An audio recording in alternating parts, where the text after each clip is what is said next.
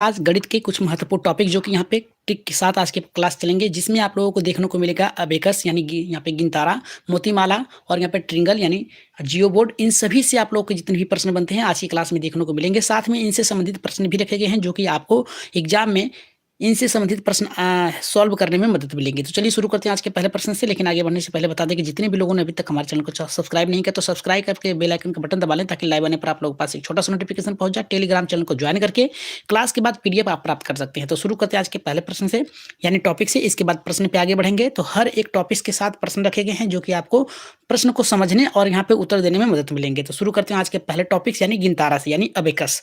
Abacus एक प्राचीन गणितीय जो यंत्र है। अबेकस का इस्तेमाल स्थानीय मान पढ़ाने के लिए किया जाता है। अबेकस इज ए यहाँ पे जो कह रहा है कि ancient mathematical instrument use the teaching place values यानी ये प्राचीनतम गणितीय यंत्र है जिसका इस्तेमाल स्थानीय मान पढ़ाने के लिए किया जाता है। इसमें जो छोटी यहाँ पे माला होती है, जो मोती होती है, ये इकाई को प्रदर्शित करती है। बड़ी जो होती है यहाँ पे दहाई को, यानी ऊपर वाली जो है यहाँ पे आपको हासिल लेने के लिए होती है, नीचे जो है आपके यहाँ पे जोड़ और घटाना के लिए होती है। तो आपने देखा कि गिनतारा का प्रयोग कहाँ किया जाता है? स्थानीय मान पढ़ाने के लिए किया जाता है। अगर बात करें यहाँ पे गिनतारा यानी अबेकस के और भी इस्तेमाल के लिए, तो यहाँ पे बताया गया है कि जो इसके बाद जो है जोड़, घटाना, गुणा, भाग जैसे आसान सवालों में अलावा इसके मुश्किल गणितीय सवाल जैसे यहाँ पे भिन्न वर्गमूल जैसे सवालों को हल करने के लिए इस्तेमाल किया जाता है।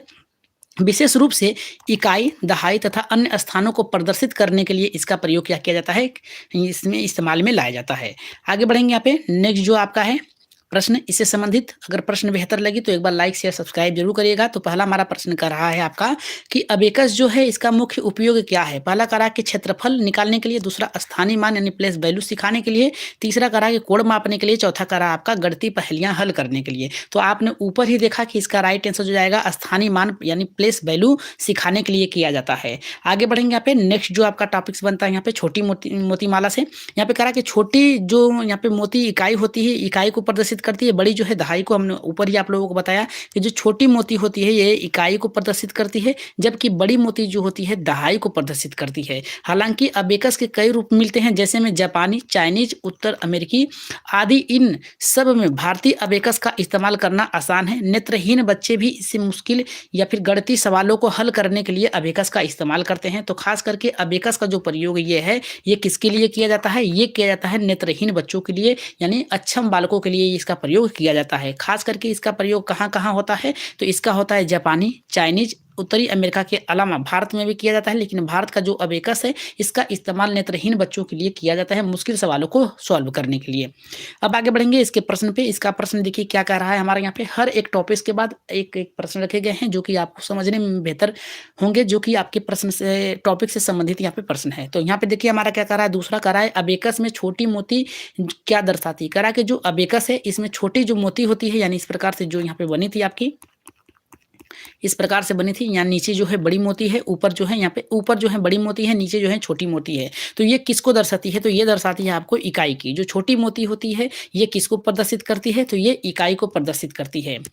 चलिए आगे बढ़ते हैं। यहाँ पे नेक्स्ट जो है आपका यहाँ पे जियो बोर्ड। जियो बोर्ड से भी आपके एक प्रश्न मिलेंगे यहाँ पे, चाहे प्राइमरी को आप प्रश्न सॉल्व करें चाहे यहाँ पे जूनियर के सॉल्व करें, आपको इन दोनों में देखने को मिलेंगे। तो जियो बोर्ड का प्रयोग कहाँ होता है और किस लिए होता है? आइए देखते हैं। यहाँ पे कह रहा है कि इसका उपयोग बच्चों को यहाँ पे करा त्रिकोण, वर्ग, आयत जैसी ज्यामितीय आकृतियों को सिखाने के लिए किया जाता है या फिर दिखाने के लिए किया जाता है। यहाँ पे कह रहा है कि वर्ग और आयत के बीच का अंतर जो होता है जियो बोर्ड की मदद से दर्शाया जाता है। यहाँ पे देखिए यहाँ पे कुछ इंस्ट्रूमेंट बनाए गए हैं जिसमें आप किल्लियों की सहायता से, यहाँ पे रबड़ और किल्लियों की सहायता से यहाँ पे ट्रिंगल और यहाँ पे इसके पैरामीटर को बताया जा रहा है, जिसमें यहाँ पे वर्ग को बताया जा रहा है, आयत को, यहाँ पे त्रिकोण को, कोण को, यहाँ पे सबको यहाँ पे समझाया जा रहा है यहाँ पे जियो बोर्ड के माध्यम से। तो इसमें क्या होता है, बच्चे आसानी से सीख लेते हैं, किसी भी यहाँ पे तरीके से सिखाया जाए बालक को यहाँ पे ज्ञान जो होता है इसका अस्थायी होता है। अगर बात करेंगे यहाँ पे तीसरे प्रश्न की जो जियो बोर्ड से संबंधित है, इसमें पूछा गया है कि जियो बोर्ड जो है इसका उपयोग किसके लिए किया जाता है? तो पहला करा है यहाँ पे त्रिभुज, वर्ग, आयत जैसी आकृतियों को दिखाने के लिए या फिर सिखाने के लिए, दूसरा करा है जोड़ घटाना सिखाने के लिए, तीसरा करा है आपका दशमलव समझने के लिए और चौथा करा है कि मापन के लिए। तो राइट आंसर यहाँ पे किसके साथ जाएगा?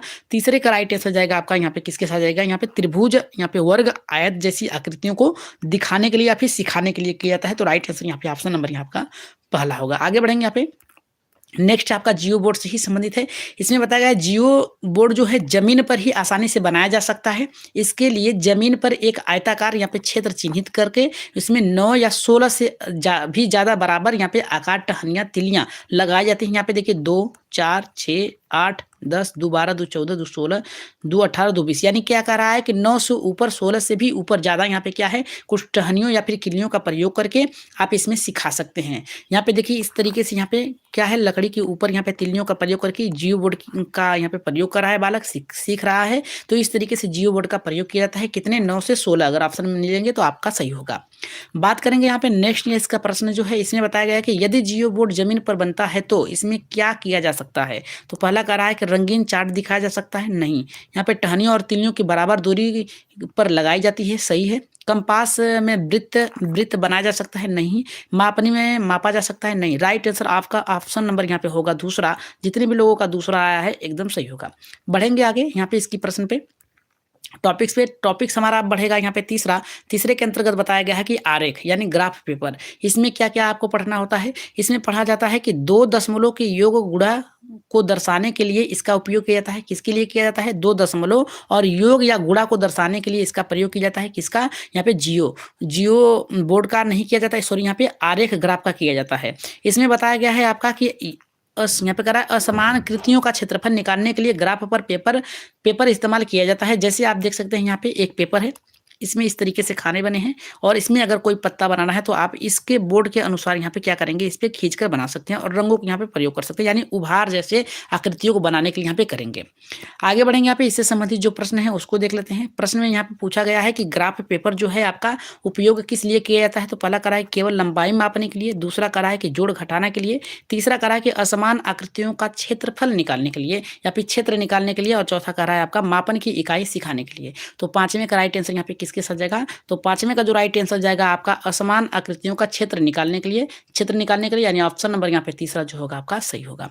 बढ़ेंगे नेक्स्ट टॉपिक से आपका मोतीमाला से आपके एक प्रश्न बनेंगे यहाँ पे जूनियर में। याद रखिएगा किसमें बनेंगे, जूनियर में बनेंगे। यहाँ पे पूछा गया है कि मोतियों की माला जो है यानी इसका प्रयोग कैसे होता है और किस लिए होता है। तो यहाँ पे बता रहा है कि जोड़ घटाना की सहायता के लिए सिखाया जाता है मोतीमाला का, और गिनती सिखाने के लिए भी इसका उपयोग किया जाता है। जैसे में 1 2 3 4 5 6 7 8 9 10 इस तरीके से 10 मोतियां हैं तो इसको हम कहेंगे कि पहले 2 मोतियां लो, 2 मोतियां बालक लेगा, ठीक कहेंगे। उसके अंग यहाँ पे जो उसका आकृति है या फिर संकेत हो उसको लिखो तो बालक लिखेगा इस प्रकार से। फिर कहेंगे कि प्लस करके 3 मोती और डालो उसमें, तो फिर कहेंगे 3 का यहाँ पे आकृति लिखो तो 3 का लिखेगा। तो इस तरीके से हम कहेंगे कि इसको जोड़ के लिखो तो कहेगा 5 मोती हो गया, तो 5 मोती हो गया तो यहाँ पे कहेंगे कि 5 मोती लिख लो। तो इस तरीके से आप इसका प्रयोग करके सिखा सकते हैं बालकों को यहाँ पे गिनती। यहाँ पे कह रहा है कि मोतियों की माला जो है यहाँ पे इसका वायर जो यहाँ पे वेड होता है इसका उपयोग किसके लिए किया जाता है। तो पहला का जोड़ घटाना के लिए, क्षेत्रफल के लिए, कोण के लिए, यहाँ पे मापने के लिए। तो इसका प्रयोग किया जाता है आपका जोड़ के लिए, यानी ऑप्शन नंबर ये आपका ए जो होगा आपका सही होगा। बढ़ेंगे यहाँ पे नेक्स्ट टॉपिक से आपका 10 ग्राम। 10 ग्राम से आपके एक प्रश्न देखने को मिलेंगे 6 से लेकर 8 में आपके। यहाँ पे पूछा गया है, क्या बताया गया है कि 10 ग्राम चीन की एक पुरानी पहेली है। ये कहाँ से विकसित हुई है। तो चीन से हुई है। चीन में इसको क्या कहा जाता है 10 ग्राम कहा जाता है और ये पुरानी पहेली है। 10 ग्राम के अलग अलग टुकड़ों में हम कई जानवरों और इंसानों और जैसे चीज़ों की आकृति बना सकते हैं। जैसे हम यहाँ पे देख सकते हैं इस तरीके से आप इसका कट करके आप इस तरीके से इसको बना सकते हैं, यानी ये सिखाने का एक नया तरीका है। आगे बढ़ेंगे यहाँ पे जो इसकी टॉपिक से प्रश्न बने हैं उसका प्रयोग करके देखते हैं क्या आपका प्रश्न में उत्तर प्रश्न पूछता है। कह रहा है कि 10 ग्राम जो है इसका संबंध किस देश से है। तो आपका चीन से है। किसके है, चीन से है। राइट आंसर ऑप्शन नंबर यहाँ पे क्या होगा आपका दूसरा सही होगा। आगे बढ़ेंगे यहाँ पे नेक्स्ट प्रश्न पे। नेक्स्ट प्रश्न है 10 ग्राम से क्या सिखाया जाता है।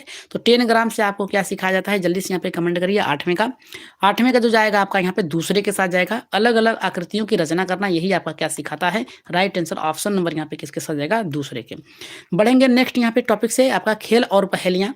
खेल और पहेलियों से कितने आपके प्रश्न बनेंगे उसको भी देखेंगे और इसमें क्या होता है आइए देख लेते हैं। इसमें बताया गया है कि प्राथमिक स्तर पर यानी 1 से लेकर 5 तक के बालकों के लिए प्रयोग करते हैं ताकि बच्चे रुचि लेकर पढ़ सकें और समस्या समाधान कौशल विकसित कर सकें। ठीक है, तो यहाँ पे कह रहा है एक्सपेरिमेंट आर डन, यहाँ पे कह रहा है कि done at a primary level to date a child can read with यहाँ पे करा इंटरेस्टेड, यानी इसमें रुचि लेंगे और डेवलप प्रोग्राम सॉल्विंग स्किल के लिए आप क्या करेंगे, आगे विकसित करेंगे। तो प्राथमिक स्तर के लिए होता है यहाँ पे खेल और पहेलियाँ, जैसे सुडोकू का प्रयोग हो गया, यहाँ पे इसको भरना है। इस लाइन में जो 2 है तो 2 इस लाइन में नहीं होना चाहिए, 30 कोई दूसरा अंक होना चाहिए, यानी एक खाने में ये ऐसा अंक भरना है 1 से लेके 10 तक या फिर 1 से लेके 8 तक जो इस पूरे खाने में न हो, इस तरीके से बचा करें। और यहाँ पे जो सांप सीढ़ी का है इस पे भी स्टार्ट से करेंगे, इस तरीके से सिखा सकते हैं बालकों को। तो इसका प्रयोग बालकों के प्राथमिक स्तर के लिए किया जाता है। बढ़ेंगे यहाँ पे इसके प्रश्न पे, तो प्रश्न हमारा कह रहा है कि खेल और पहेलियाँ जो हैं, गेम्स एंड पजल जो है, इसका उद्देश्य क्या है? बच्चों में को रटाना सिखाना नहीं, इसमें क्या है आपका बच्चों की समस्या समाधान कौशल को विकसित करना है। प्रोग्राम यहाँ पे करा है, यहाँ पे सोल्विंग स्किल को सिखाना है, केवल मनोरंजन के लिए नहीं, केवल यहाँ पे सूत्र रटवाने के लिए नहीं। राइट आंसर ऑप्शन नंबर यहाँ पे जो जाएगा आपका दूसरा सही होगा। बढ़ेंगे यहाँ पे नेक्स्ट प्रश्न टॉपिक से आपका प्रतिचित्रण। प्रतिचित्रण का यहाँ पे आपको क्या करना है, किस प्रकार से सीखना है, इसमें बताएगा कि इसमें डायग्राम बनाते हैं जिसमें स्थानीय यहाँ पे चिंतन के लिए अनुपात विवेचन को प्रोत्साहित करता है। और ये प्रश्न है आपका, ये टॉपिक बनेगा आपका 6 से लेके 8 तक के लिए। इसमें गणित के कई विषयों का इस्तेमाल जोड़ किया जाता है। इस तरीके से आपके कुछ डायग्राम रहेंगे, इसमें कुछ को सोल्व करना होगा कि किस प्रकार से ये सबको मिलाकर आप सिखाएंगे। आगे बढ़े संबंधित जो प्रश्न है उसको देख लेते हैं। प्रश्न में देखिए यहाँ पे पूछा गया है कि प्रतिचित्रण जो होता है मैपिंग, प्रतिचित्रण का मतलब होता है मैपिंग, जैसे कहीं की डायग्राम आपको बनाना है उसके लिए किया जाता है, ठीक है। घर बनाने के लिए भी प्रतिचित्रण का काम किया जाता है। यहाँ पे करा प्रतिचित्रण मैपिंग यानी गतिविधियों में क्या विकसित है, पहला करा है गणना की गति की, दूसरा करा स्थानीय चित्रण और विवेचन की, दूसरा कर रहा है कि रचनात्मक, और यहाँ पे अगला कर रहा है कि केवल स्मरण के लिए। तो इसका राइट आंसर आपका किसके साथ जाएगा, आपका स्थानिक चिंतन और यहाँ पे अनुपात विवेचन के लिए कि किस स्थान पे कौन सी भूमि, तो वहाँ पे किस तरीके की स्ट्रक्चर को यहाँ पे बनाने का कार्य है। तो ये थे आज के 10 ऐसे महत्वपूर्ण टॉपिक जो कि आपके एग्जाम में पूछने की संभावना थी, इसको यहाँ पे रख दिया गया है। अगर आपकी क्लास आज के लिए आपको बेहतर लगी हो तो ज़्यादा से ज़्यादा लोग शेयर कर दीजिएगा आज, और अपने अपने ग्रुपों में शेयर करके यहाँ पे टेलीग्राम चैनल को ज्वाइन करके वहाँ से PDF ले सकते हैं क्लास के बाद। तो आज के लिए इतना ही, मिलते हैं रात की क्लास में जल्दी, उसमें आपको हिंदी के कुछ मैराथन क्लास देखने को मिलेंगे। तो आज के लिए इतना ही, धन्यवाद।